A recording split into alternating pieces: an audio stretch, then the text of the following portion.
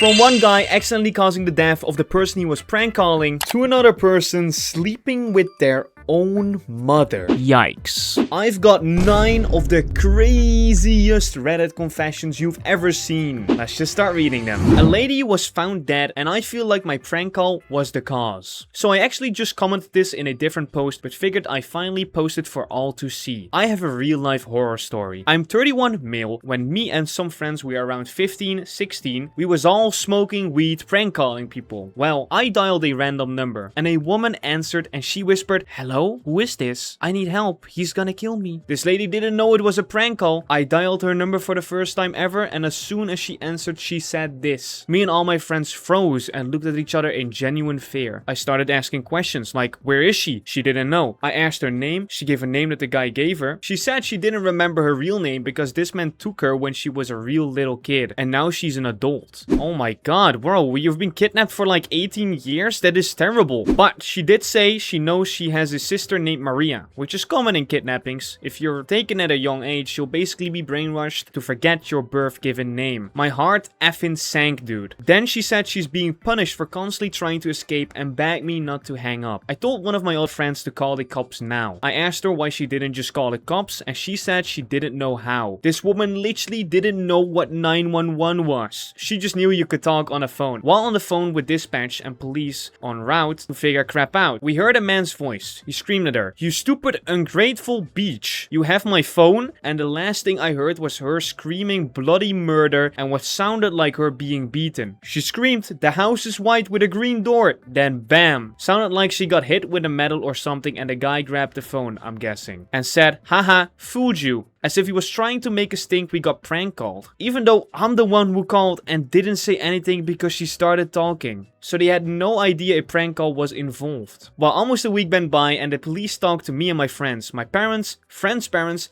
and at the end of the week my mom told me they found the lady in Wisconsin, dead and discarded in some nearby woods. And later they found the guy. He kidnapped her when she was 5 years old. Police and detectives never had many leads, except they did suspect the guy I heard on the phone. But he was so smooth, I guess, they could never find anything on him. And I honestly blame myself. I called her and kept talking to her and he heard her and then killed her. By the way, she died from blunt force trauma to the head, which I believe is what I heard when it sounded like metal hitting her. Because when I heard that sound, she stopped screaming. And I've always told myself if I would have just hung up, even though she begged me not to and gave the cops her number, they could have found her. She could be alive living a life of healing and reconnecting with her family. I literally have tears running down my face as I type this. After that, I have never even pulled any kinds of pranks or jokes on anyone again because I am scared to. Scared I'll do something to get them killed. Not his fault, man. No, you could definitely say that. I mean, how unlucky do you have to be to prank call someone and then get this? I think OP did the best thing they could. Well, obviously, this is not a daily experience that you're trained upon. Like, you don't know what to do in this situation. Yes, he could have hung up and then called the police and then gave them the number and that might have played differently, but how are you supposed to know, bro? And when you're actually in a moment like this, especially when your intention is pranking someone before you call, you don't even know what to do. You don't know how to react to a situation like this. Like, this is terrible. Also, they weren't an adult. When me and some friends were about 15 and 16, yeah, that they were indeed not even adults. Like,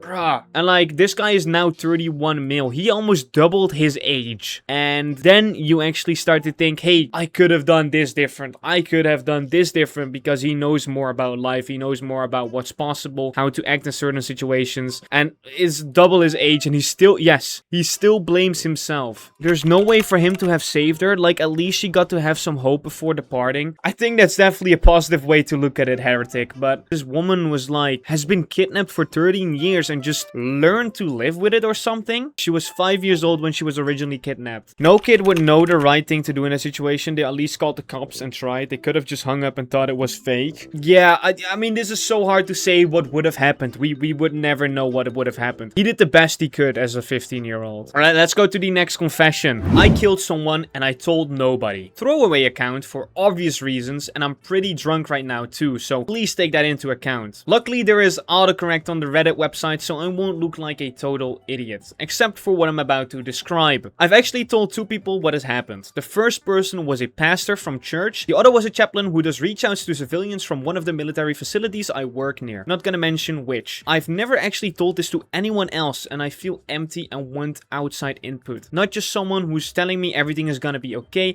and that I was acting in self-preservation, blah blah blah. I want honest input, and so I kinda wanna reach out here for some of that. This happened a few months ago, and if you look into police reports, I don't even know how you would do that. You'll have hopefully a hard time figuring out when and who it was. I went out one of the mornings I was off work to grab some beer from the local brewery. They make amazing amber lagers. I hope that's how you pronounce it. And I was having a good time of it that day. It was around 10:30 a.m. when I left, and I saw this weird dude talking on a cell phone in a Jeep, looking at me like I didn't have pants on or something. Anyways, I left, and though it was weird, he didn't seem to be paying attention to me, and I approached. I could see he was trying to break in. He had this metal shank looking thing and was punching my doorknob with it. Anyways, whatever he was doing was not normal, and I freaked out. I walked up and grabbed him by his shirt collar and pulled him hard from the door because I literally did not know what else to do. Should have called cops, I know, and I look back on that situation now thinking about what I could have done differently almost every day it seems. My door is 2 stairs up from the concrete walkway, and when I pulled him he lost balance, and I basically ended up throwing him to the ground. His head hit the concrete and he fell unconscious, or at the time what I thought was unconscious at least. I freaked out and went inside. I sat in my chair in the living room freaking out about what happened. I didn't really know what was going on, and for some reason I kept thinking about how weird it was my beer was on the ground outside and was going to get warm. I have no idea why that was my main focus, but it kept coming back to my mind over and over. Anyways, about half an hour later, I went outside my door, and since nobody else was around, I grabbed my beer and drove away to escape the situation. I honestly was hoping that the guy would wake up and leave, and it'd never be an issue. When I drove away, I could see some blood on the ground, but I didn't look too closely. He was still laying there though. I came back several hours later, and when he was still there, I called the police. They sent out an ambulance and like 4 cops showed up. I gave them a report, and someone, I don't remember who, I wasn't paying attention, took the body away. To this day, I don't know how to feel about it. I can't help but feeling like a monster for not telling people, but I was also trying to protect myself and my wife. I've not even told her about it, as she was in the basement the whole time playing games or something. What should I do? Who do I talk to about this? Should I turn myself in? Is it already too late?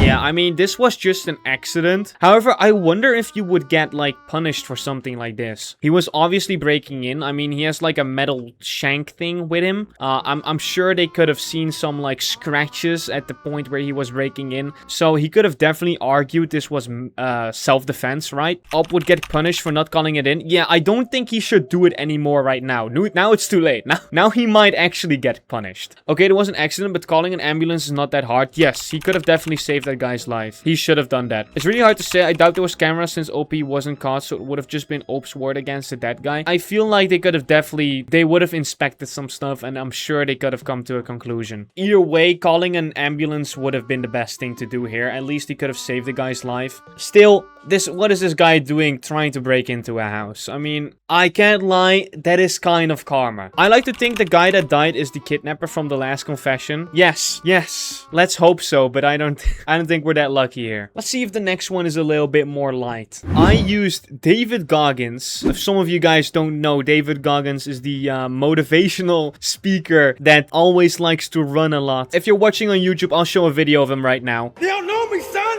Get it. 18. They don't know me, son. Get it. 19. I use David Goggins as a strategy to last longer during intercourse, but now I'm turned on by him. I, 22 male, and my wife, I'll just call her Meg, 20 female, have a very fervent, dirty life. One initial thing that I have to get out of the way is that I have never found dudes attractive. Sure, the objectively handsome guy every now and then I can acknowledge, but never I want to get my rocks off to them. Plus, Meg is my first everything, so I've never even had a chance to think think about liking a guy. Anyways, I always had a problem with stamina in bed. I can hit all the spots and I've gotten no complaints about the intercourse, just rather its duration. I've tried every possible trick and pill that you could think of and nothing worked substantially. Some did work well, but not worth their consistent cost. So, I told my close friend about it and he said the thing that helped him stay up in bed is imagining the most unattractive thing you could think of. I joked that I don't know what unattractive thing I could think about and he said I should just imagine the ugliest person I could think of. Wait, hold on. David Goggins is not even that unattractive, bro. What did he do wrong? Like, you could have thought of anyone else. You're going for David Goggins? Anyways, the Gogs ain't ugly. Yeah, you're right. You're right, Cialis. I know this sounds humorous and almost unreal, but please remember that this was a last resort and I was desperate to perform well. So the next night, me and Meg got frisky and one thing leads to another and I was on the edge. So I did what my friend told me and I thought of the unattractive thing, David Goggins. And lo and behold, it worked. So I began imagining him when I got close to climaxing and every time it would help. A few months passed though and I guess I unintentionally started thinking of him the whole time. And I grew to somehow find qualities of him that I find attractive. The only reason I'm posting this is because I think I've gone too far. Because now I'm thinking of him so much that last night I almost said his name instead of my wife's when finishing. Yo, this guy probably has not said anything to his wife yet. So if he actually did that, it would be very hard to explain. Oh my god, he's lucky right there. He's lucky right there. I don't think she heard, but I'm getting nervous because with last night's slip up, my feed now being full of his content and our active intimate life, I'm worried that I'm gonna mess up worse than last night. Wait, why is he in your feed?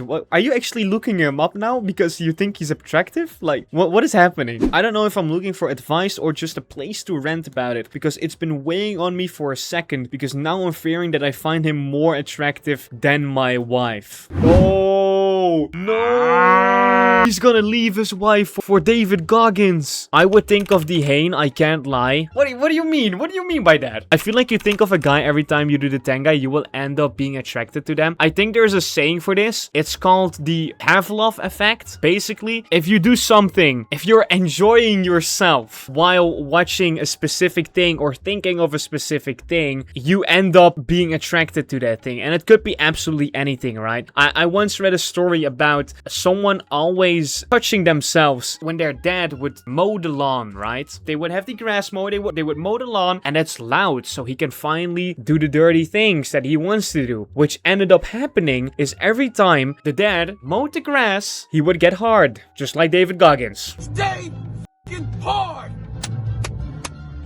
Stay hard, guys. Stay hard. But yeah, that's the Pavlov effect. I hope David Goggins finds this. I hope this guy doesn't leave his girlfriend because he might go for David Goggins if he ever sees him IRL. So I hope they never actually meet. That would be quite awkward. He might actually leave his wife right there on the spot. Leave her, find the Gogs? Guys, no. Imagine getting divorced because of that. And all he wanted to do was just last longer. I'm sure his wife would have been fine if he just didn't last long enough. Rather than him leaving her for David Goggins in a couple years. We've talked enough about this one. I think my half-brother is attracted to me. Hello everyone, I am male 23 and my brother is male 22. He's around 6 months younger than me and I feel sick just thinking about this all. I am writing this in hopes of finding a solution to this situation. Alright, let's see if we can help this guy, chat. I was 11 when my half-brother came to live with us. At first, it felt like I've been given exactly what I always wanted. We were the same age, which made the word brother feel almost secondary. He was immediately my friend. We played together constantly every day, all day, until being around each other became so normal that I barely remembered what the house had felt like before him. But there were moments even then that I didn't know how to understand. Sometimes we'd wrestle, the stupid kind of wrestling kids do when they're bored, except occasionally boundaries would get crossed. I'd always try to touch him down there. Whoa. Yo, I thought his brother was into him, not him being into his brother. Now it looks like it's mutual, actually. I'd always try to touch him down there using the wrestling as an excuse excuse and he would always make it easy for me to do so. He would even sometimes do the same to me. Just touches, nothing more. I think both of us thought we were being slick at the time. Later, when we shared a bed, similar things happened. Neither of us ever acknowledged it. There was always an excuse built into these scenarios. We were asleep and our hands were moving by their own, somehow moved without realizing, stuff like that. At least that was what we allowed each other to believe. For years, I genuinely didn't know whether he understood what was happening. I don't think he knew whether I understood either. Looking back now though, I am almost certain we both knew. Nothing was ever said though. Feel like OP is projecting? Yeah, I'm starting to realize this might be projecting. As we got older, it became less frequent. By high school, we might wrestle once every few months, and occasionally that same strange boundary crossing would happen again before disappearing just as quickly. Eventually, that had stopped and we became distant. The distance lasted for years, almost until halfway through university. By then, we weren't 11 anymore. We understood things we hadn't had words for as children. We understood ourselves better. More importantly, I think we both understood each other, and that made our history harder to forget. The worst part is I've always seen him as attractive, and I'm pretty sure it's the same with him. I'd always catch myself looking at him for too long, and then he'd notice, laugh a little to himself, and move to another room. Why is this written like a fanfic? I actually am enjoying this, bro. Yo, you guys. We came from the kind of family where certain things simply aren't discussed. The kind of community where being known as gay wouldn't just become something people knew about you, it could become something attached to your parents, your siblings, your entire family name. Shame spreads quickly here, so naturally, neither of us have ever openly spoken about that part of ourselves. But I know about him, and I'm fairly certain he knows about me. Maybe that's part of why being around each other became so awkward. There was too much knowledge between us and absolutely no language for it. Recently, something changed again. Over the past couple of weeks, I've started noticing him looking at me. Not once or twice, constantly. We'll be sitting in the living room with everyone else around us, doing completely ordinary things, and somehow our eyes keep meeting. Sometimes I catch him already looking. Sometimes I'll look up and he doesn't immediately look away. Maybe I'm reading too much into some of it, given our history. I'm aware that I could interpret an ordinary glance differently from anyone else, but not all of them feel ordinary. There's a tension I recognize even though neither of us acknowledges it, and lately he seems more willing to feed it, walking around without a shirt when we're both home alone. I mean, walking around without a shirt while you're home alone with your brothers around, I don't think that's weird at all. I mean, that's pretty normal. Holding eye contact longer than necessary, playing with his lip while looking in my direction, small things that could mean absolutely nothing coming from anyone else, coming from him, they don't feel small. Maybe part of why he suddenly is feeding onto this is because I've changed physically the past few months. I've been taking better care of myself and gotten fitter. Sometimes I wonder whether the looks are his way of asking a question without ever having to risk saying it out loud. Sometimes I wonder whether I'm answering simply by looking back. And sometimes I wonder whether both of us are still doing exactly what we did when we were 11, creating just enough uncertainty that if either person ever gets frightened, we can pretend nothing was intentional. Except we are not 11 anymore. There are no accidents to hide behind now. And whatever this tension is, I don't want to find out how far it could go. But I also don't know what I'm supposed to do. How do I stop something that technically hasn't even started? Do I confront him and risk admitting that I've noticed everything, including what happened between us years ago? Do I distance myself again and hope whenever this disappears? And how do I set a boundary without revealing parts of myself that I don't feel safe revealing? I need help understanding what is happening between us, why it seems to have resurfaced after all these years, and most importantly, how do I make sure it ends here? Get therapy, OP? I don't think this needs therapy at all. This might be one of the first posts where I could say this is not a therapy thing. Definitely feel like he's projecting a lot. Walking around shirtless is normal. Looking at each other is also pretty normal, could be misinterpreted. And the wrestling, I mean, you're wrestling. You might be touching anything. Listen, hey, maybe you intentionally touched him, but who's to say he did that to you? I mean, we only see this guy's angle, of course, but I definitely feel it's like he's just projecting. I wouldn't say for certain his brother is into him. I might be able to say for certain that this guy is into his brother. The comments are telling him why doesn't he move out and go to a different city. I don't think this guy wants to move out and go to a different city. I can't lie. I think he wants to be with his brother. He's just like trying to validate it. I don't think he minds this at all. This guy just needs to tell his half-brother that he's gay. That might solve stuff, right? Maybe his half-brother also says he's gay, and then you could maybe link all the moments that happened, right? Then you could maybe be like, okay, maybe I wasn't hallucinating hallucinating. Maybe we actually just gave hints to ourselves all the way since childhood. A very interesting story. I wish there was an update, but it's 5 hours ago. Should get comfortable with his sexuality and date someone maybe other than his brother. Yeah, I mean, it is his half-brother, but still, like, you grew up with him, but you should not be attracted to your siblings. Yeah. Wait, half-brother? I thought, in my head, I was thinking of stepbrother. No, half-brother is weird, because that means you're, like, blood related, right? Like, partly? No, wait, never mind. Never mind. I thought about stepbrother. That's the wrong one. But even then, yeah, I think both situations are very weird, even since childhood. But half-brother makes it worse,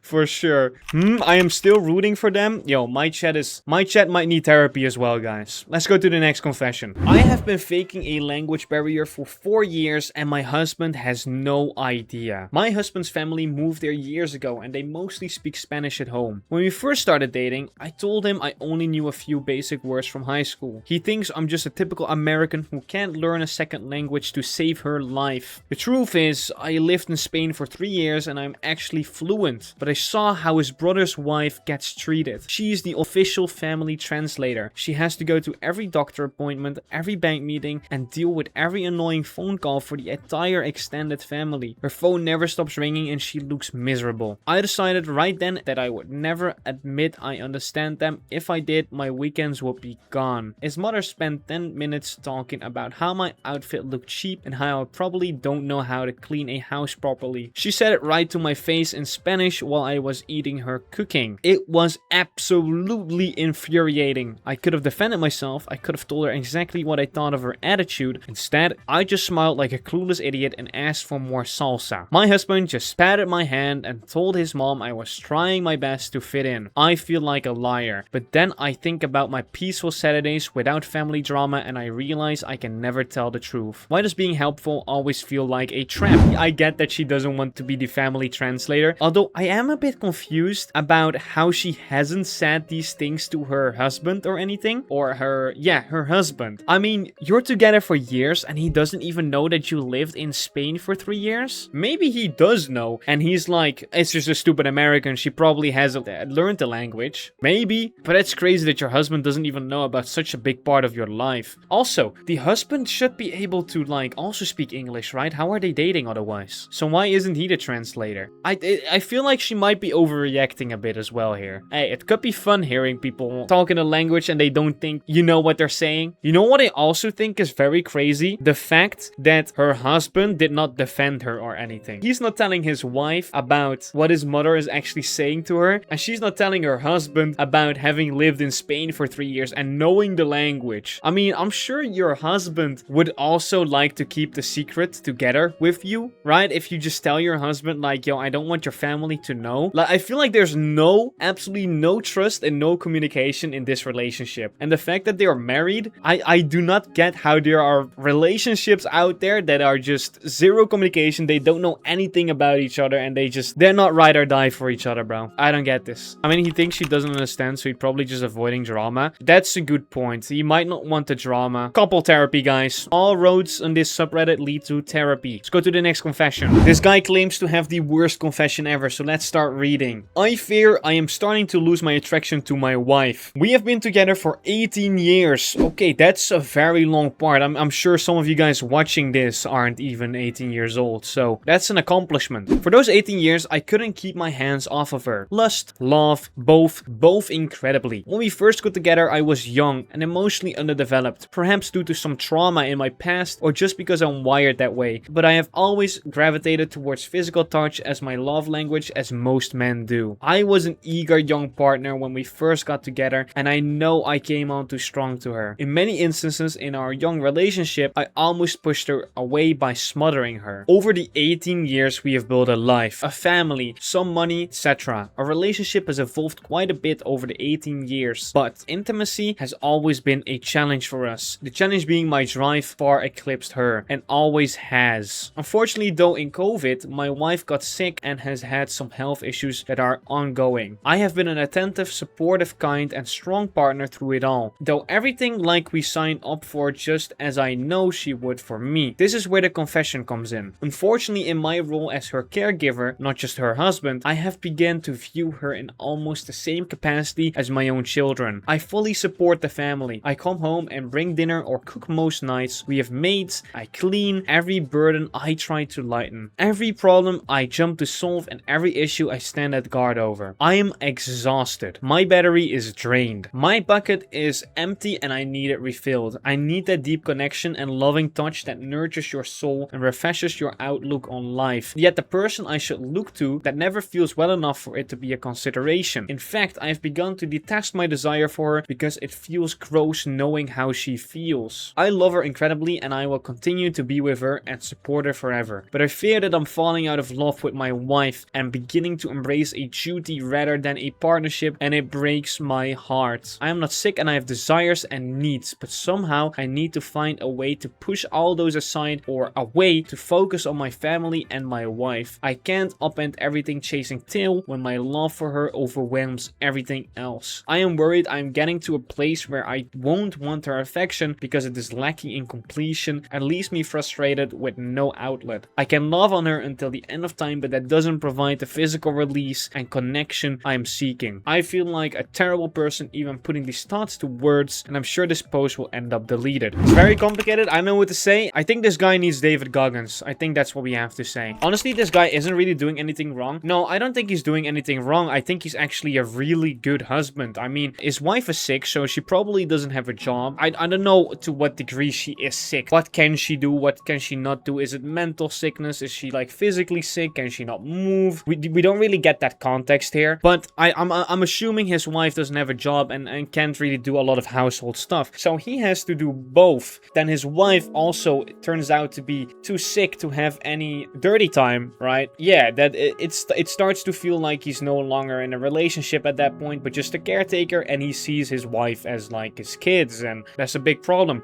Although I do feel like this is very easily solved. He did say his love language is physical touch, right? There is hundreds of ways you can enjoy physical touch without having to hit the cardio in the bed, if you know what I'm talking about. I'm sure you can still spend some lovely time together. 100% if he talks to his wife about this, she should be fine. You guys have been together for 18 years. You know how many problems they probably have gotten out from together that they have worked through? It's not you against her. You don't have to make her feel guilty about being sick. It's not about it at all, and they both shouldn't get defensive at all. I feel like if you communicate this and you actually see this as the husband and the wife against the problem, they could talk about this. They could solve it with some physical touch, some lovely touch. Maybe not lust, maybe actually that could also probably work if it's not that physically intensive. This guy looks like he's just constantly busy in his life providing for everyone, and he's just exhausted. He needs therapy. That is even to say if he has time for therapy with all this in his life going on, right? I got caught by my boyfriend's mom. Sorry guys, I really wanted to talk about this, but I have no friends and do not want to talk to my family about my dirty life. Also, sorry, I'm really horrible at typing. So, my boyfriend and I attended my senior prom 2 to 3 months ago, and you know what a lot of teens do after prom. We were both 18. My boyfriend lives about an hour away from me where I live, so my parents dropped him off and I told them I had to use the bathroom. We went inside together and both went into the bathroom. My boyfriend shares a room with his brother, so we couldn't go there. Anyways, so we started doing it on the bathroom floor, but my knee kept hitting the heater and it made a banging noise. I had no idea anyone could hear it. Well, about a minute later, his mom flung the door open with a broom, about to swing it. She thought there was an animal that had gotten in. Instead, she seen her son butt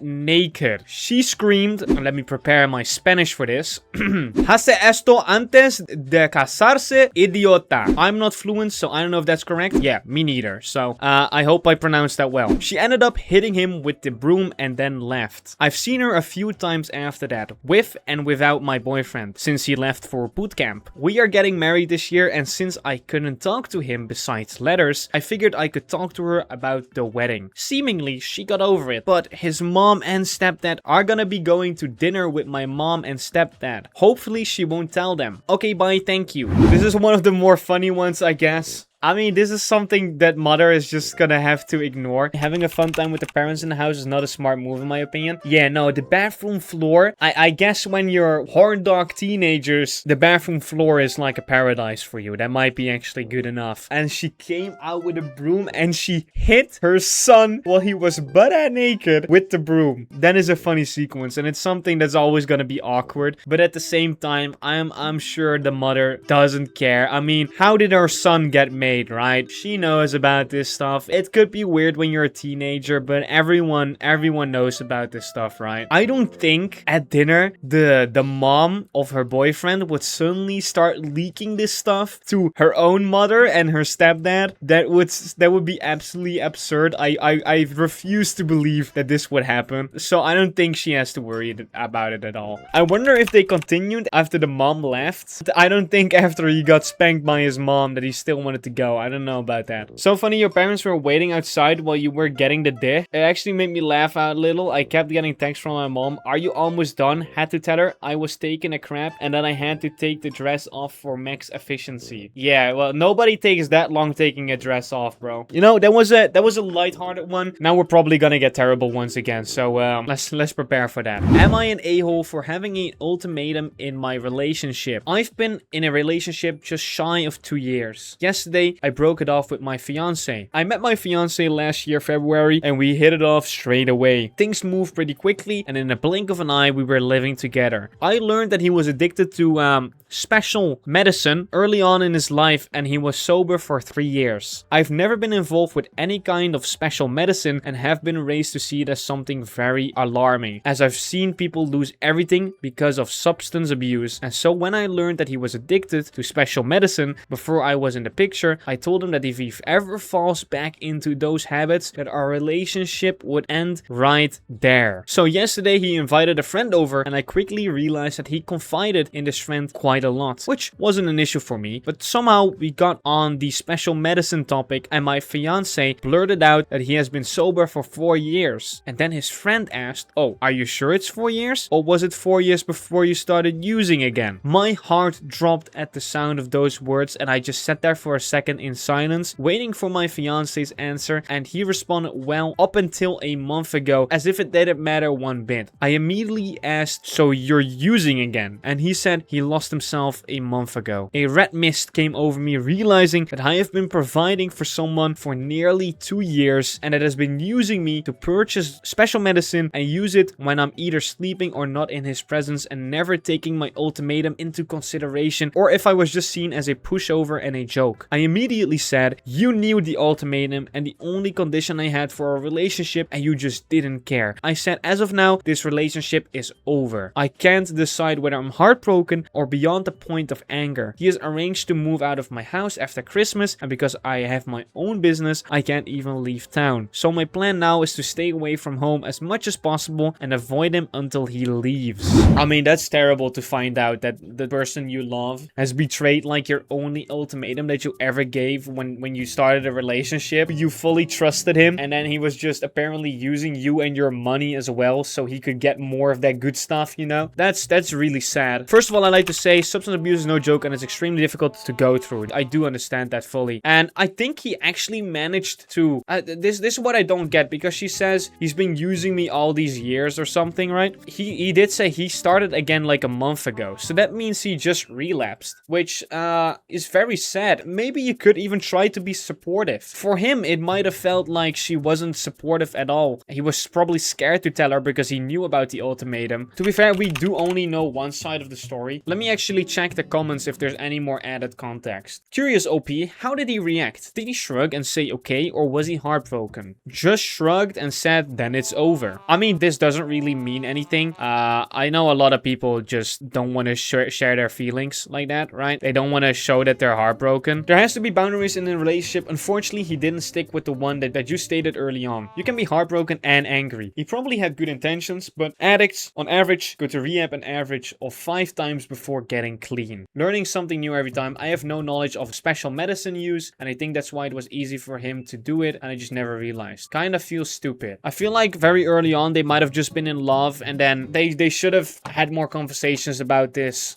substance abuse. Like, especially if he was off of it for 3 whole years is a long time to be clean of something. OP has no knowledge of medicine use. I don't like the sound of that. It's so easy for people to demonize substance abuse and not understand it at all. It is something you definitely cannot control that easily. And a supporting fiance would have definitely been nice for him to have. My opinion, it got cut off way too quickly. They should have had a conversation about it and tried to learn and maybe push through it and support each other. But she did state that it would have been an absolute hard no at the very beginning, and this made it all very hard for him to come out to her about the issues and her to learn about it as well. Another thing, the moment he relapsed, he already probably accepted the relationship was over. That might also be why he shrugged it off so easily. He probably already knew I'm cooked. That might definitely explain it, yes. Now it's time for the final confession. I, 21 male, slept with my mom. I'll try to make this short. First, we are in some redneck family in the south. We're a normal middle-class suburban situation. My parents are together, but my dad works a lot and has been traveling again after taking a few months off because of the virus. This post is from 6 years ago, so I'm guessing this is made around the COVID era. I'm on college, but taking classes remotely. Basically, when this whole thing started, I moved out of my apartment and back home to save money. My mom is pretty laid back. She was the cool mom who would let my sister and me get away with stuff. Drinking, parties, that sort of stuff. But she was never flirty or anything with me. Over the summer, we would hang out by the pool, drink whatever. It was pretty dull. When that started working again, me and her would hang out sometimes, talk about random stuff. It wasn't anything unusual. Eventually, she asked about my dating life at college. She talked about her experiences, just talking it through. We binge watched Euphoria, which is not a show you should watch with your mom, for the record. She had all kinds of questions about how realistic it was and if that was how kids acted. I ended up confessing to her that I had a few bi experiences with other guys. She was super interested and wanted to know the details and how it happened. We were drinking the whole time too, so I guess that helped me to open up. She told me she'd done the same in college and that she thinks we have a lot in common. Both open-minded, free spirits, that sort of stuff. Yeah, I don't like where this story is going. I don't care how similar you are. You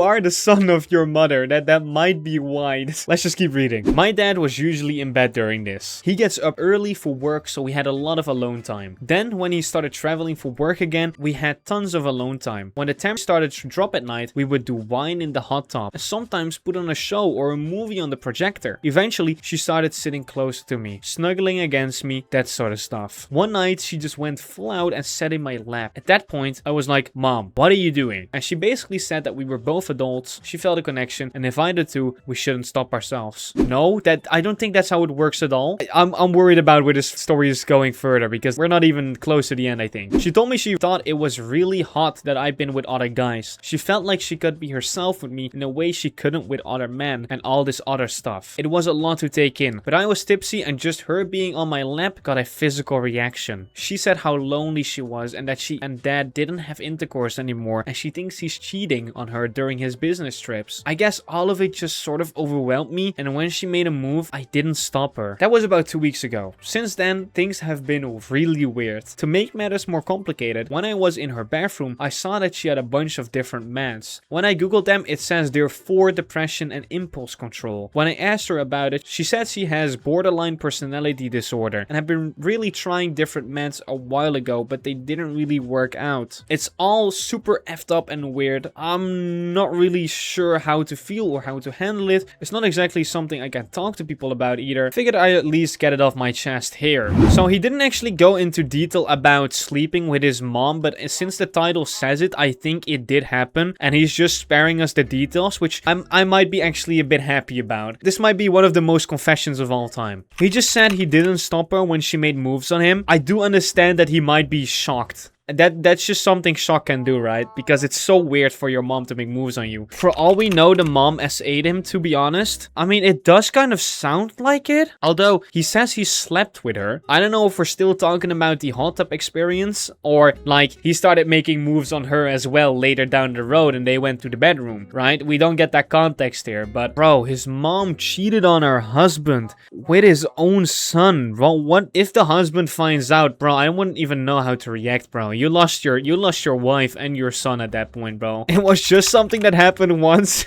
Yo, guys. This is what I mean, chat. You guys, I don't know if you guys are allowed to have opinions. Even if both were consenting, it's still so wrong for the mother to make moves on her child. It's crazy that you say that, and I read a couple messages later, and I see Bidin saying free will. Two different kinds of people, guys. Two different kinds of people. I don't have much to say anymore. These Reddit stories are insane. I'm gonna keep reading more confessions. So, until next time.